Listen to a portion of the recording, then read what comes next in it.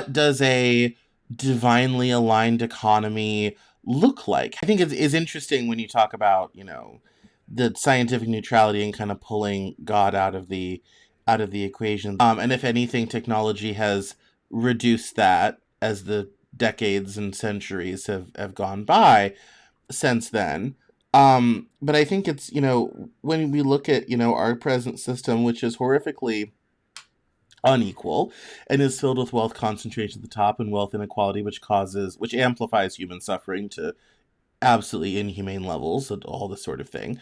Um, I'm not quite sure how a belief in God, regardless of kind of what denomination pathway you get there, would necessarily solve the structural policy economic issues. So let's dive into that. What does a divinely aligned economy look like? How does that work? How would we create that, I guess?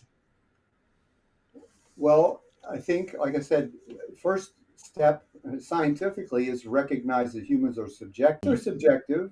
You make a decision yourself, Cameron. How?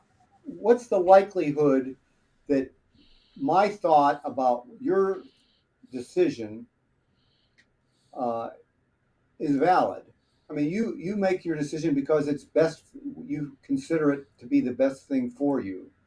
I have no right or ability to to uh, say no, no, that's not right. This is right.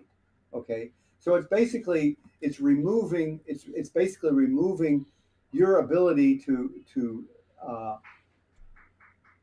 make your to express yourself, and so that's what happens in the economy when someone else is making decisions and interjecting things into the economy rather than the economy just expressing itself. So that's where the divine economy is something that it shows as an expression of human choices rather than choices imposed on humanity. So it's the other way around. It's basically starting from each individual and their uniqueness and their ability to uh, exercise their human qualities. That's what the economy is. It looks like from there.